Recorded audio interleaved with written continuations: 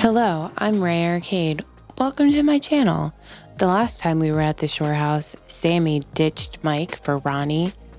Jenny technically cheated on her boyfriend with Pauly D. Angelina was being an all-around awful person. Snooki was having guy problems. Oh, and Vinny got pink eye. So why don't you take my hand and join me on this adventure to see what happens next on a Jersey Shore retrospective.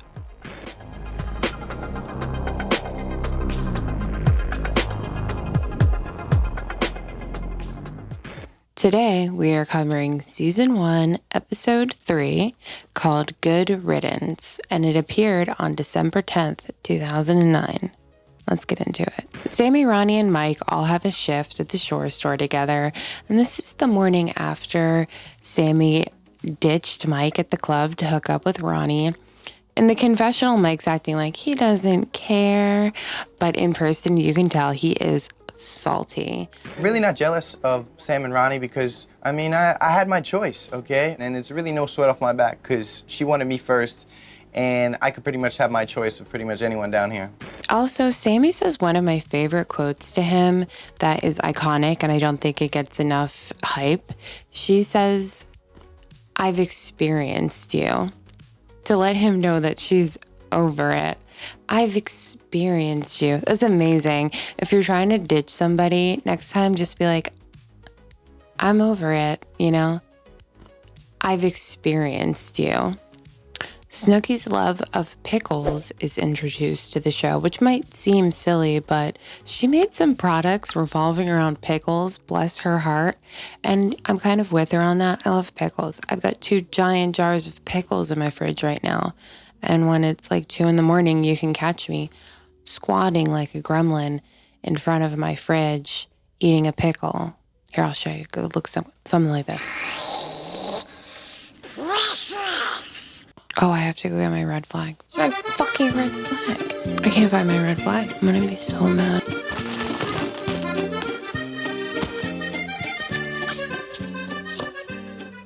Ron is continuing his weird kind of boner for having stole Sammi from Mike.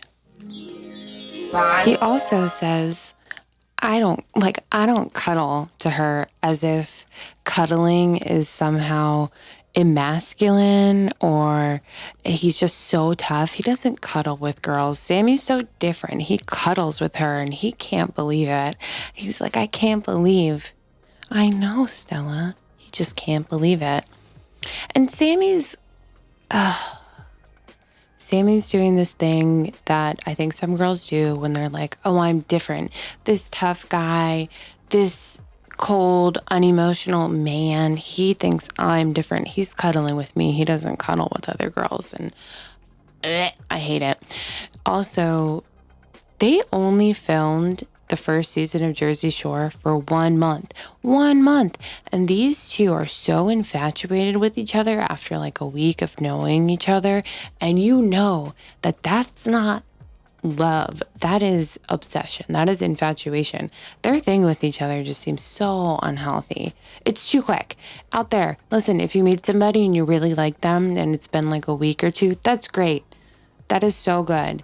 Stick with them. But don't convince yourself that you've fallen in love with them because that's just rose-colored glasses. Just wait like another month and then you'll be like, ugh. They're like a person. They're like a human now to me. Oh, just kidding. Ron goes to JWoww because he says that's his girl in the house to talk about Sammi. But I feel like in the context of Jenny having flirted with Ronnie to begin with, it seems like Jenny might have some ulterior motives to be talking to Ron. And then he also is complaining to Jenny about how Mike won't leave him and Sammi alone. And he says, do I have to beat it in front of him to back off from us? Gross. Jenny's boyfriend, Tom, is coming down to visit, and he does not know that Jenny has cheated on him on 2 different nights now at the Jersey Shore. I'm not excusing cheating. I can excuse racism, but I draw the line at animal cruelty. You can excuse racism. I can understand, and not that I would ever do this, but I can understand if you make one mistake on one night. You get drunk at a club, you make out with a guy. If you go home and tell your significant other what you did and you're truly repentant and they want to forgive you, I can kind of understand that. She did this 2 nights, like 2 different nights. And you know what George W. Bush says? Fool me once. If fool me, we can't get fooled again. There's a mistake and then there's a habit. 1 night is a mistake, 2 nights is a habit. Jenny also uses terms like she needs to suck it up and own up to her mistakes. And it almost seems like she doesn't believe she's 100% at fault when she says stuff like that. It's like she's saying she needs to suck it up despite being totally wrong. Like, what are you sucking up, Jenny? It's not like you're being the bigger person. Every time she says this stuff, she phrases it like she's the bigger person and she's just going to suck it up and apologize, to just get it over with and move on. Like, no, you're wrong. You're 100% wrong. There's nothing to like suck it up. Like, you're just a bad person. So Tom visits, he pulls up, he has a bunch of roses for Jenny, and Jenny decides she's not going to say anything to Tom because she's a coward. She's a big coward. This is the house, dude. Oh. You miss me? I felt horrible. Absolutely horrible. I can't tell him right now. Now, from what I understand, later on down the road, Tom becomes an actual scumbag to Jenny. That's around season 3, and I will definitely be getting into that. But his future scumbagness does not absolve Jenny's present-day scumbagness in the context of when Jersey Shore is being filmed.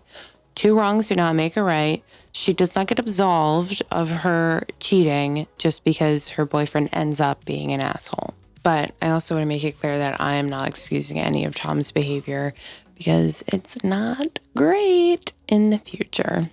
So Angelina's friends come down to visit and she tries to get her boyfriend to come out. He's being weird again, but they all go to headliners. I've been to headliners, but I don't remember headliners. Do you know what I mean? So her boyfriend shows up, but the vibe is off. They get into a fight and they break up. Angelina leaves. He tries calling her at the Shore House a bunch. The whole story is boring and I don't care. Moving on. Tom tells JWoww that if she ever cheated on him, it'd be over in this hypothetical situation. But JWoww cops an attitude and gets indignant. She's like, even if I was the perfect girlfriend or whatever, you'd still leave me. Because obviously Jenny's privy to information that he isn't, i.e. she actually did cheat on him. And she's like preemptively getting an attitude about it, even though she's wrong. Just so it's almost like she's already trying to do damage control for her actions. And it's like, your relationship wouldn't be perfect if you cheated on your boyfriend, Jenny. I really think I f***ed up when I hooked up with Paulie because Thomas is like the only guy that I would consider being with for a long time.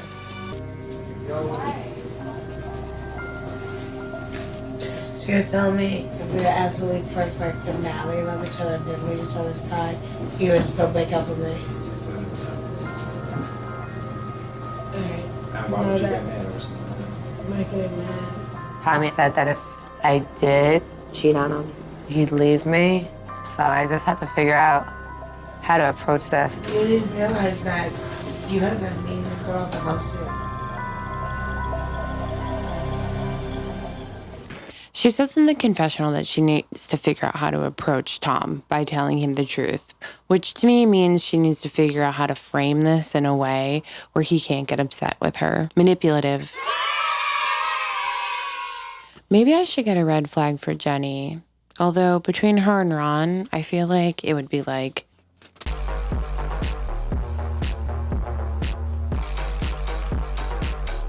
every 2 seconds. Vinny goes to work without Angelina because she's moping around and saying she's sick, and she's doing that thing people do when they're trying to get out of work and they're like, oh, I'm so sick. Oh, I just don't feel good. I can't go out. I'm sick. Boo, you whore. So she doesn't show up to work. Danny gets a call saying that Angelina no-showed. So he rolls up to the shore house on a bicycle and he wants to talk to Angelina. Angelina does this thing where she says if he wants to talk to her, he needs to talk to her in the bathroom, which I think is a very weird coping mechanism. I could try to dissect it, but I think I'll get a brain bleed. But long story short, Angelina's a total asshole to Danny, and she gets kicked off the show. Goodbye. I'm so bored of you. Goodbye.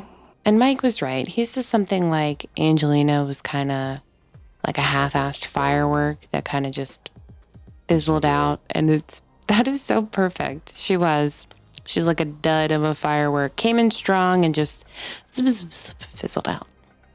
Jenny calls Tom after he leaves, and in the vaguest terms possible, she just says she made a mistake to try to break the news to him that she cheated on him. She waited for him to leave to tell him this, so let's say it all together. Coward. So Tom understandably hangs up because he's upset, and Jenny immediately flips the switch. She's like, guess I'm single now and I'm going to hook up with everybody. And that's fine if that's what she wants to do, but it's just a little hypocritical. Seems a little weird for her to be so desperately wanting this relationship to work out. She loves Tom, and now she's like, ooh, guess I'm single. And then she says that she's been a Catholic nun pretty much in a relationship with Tom. And I'm like, what are you talking about? You cheated on him. Catholic nuns don't cheat on their boyfriends. They don't have boyfriends. Snooki's best friend Ryder comes down, and they're actually not friends anymore today. I'll get into that later on. But they make out in the hot tub in front of everybody. Boing. And then Snooki grabs Mike and makes out with him. He doesn't seem like he's into it. Ron and Sam go on a cute little date, and then they go up to the smush room. That's what it starts to get called because of Ron, and I hate that term. The roomies are making dinner, and Polly sets the grill on fire. The gang's all out at a club, and Sammi and Ronnie are dancing, and then Ron starts doing his crazy legs dance move, and he says, I have no idea where I learned these moves from. And I have a theory that he learned them from cocaine and alcohol guiding his heart song. I mean, I'll break it down dancing. I love the beats. I got my creepy patent moves.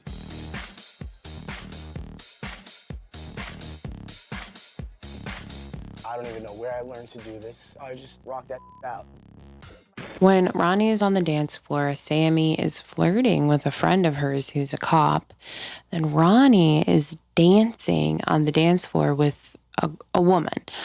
But keen observers will note that that is actually a woman that Mike is hooking up with. Like, Mike is in the shot dancing behind her, and Ronnie's dancing in front of her. And it's just very obvious that Ron is drunk and having a good time. But Sammi sees this, and in a level-headed, mature move, after Sammi sees Ronnie dancing on the dance floor, she gives her phone number to the cop to get back at Ron. Really good move. Sam continuously does this throughout the series where Ron will upset her and make her mad. So instead of trying to be level-headed and approach things maturely, she does something to get back at Ron.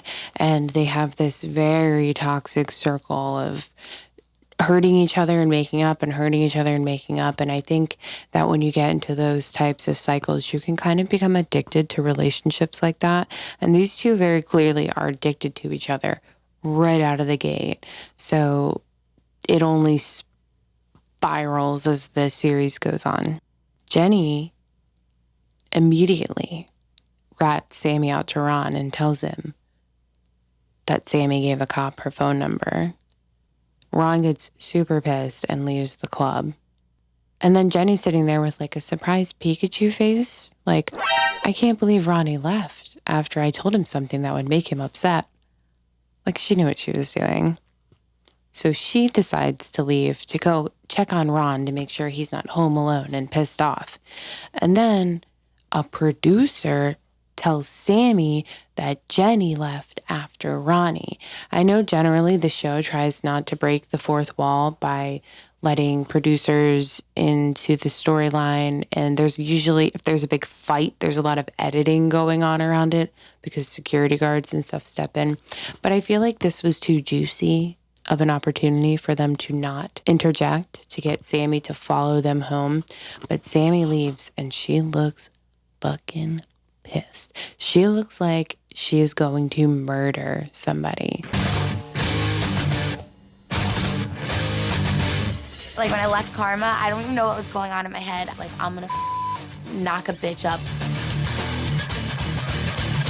So that wraps up our episode of Good Riddance. We'll offer some questions. Will Jenny and Ronnie hook up? Will Jenny hook up with Polly some more? Will Jenny hook up with anybody else in the house? Oh, and will Vinny ever exist on the show that he is on? I don't know. Join me next time, and maybe we'll get some answers to these questions. In the meantime, I'm Rae Arcade. Stay crazy, stay wild. See you next time. Bye.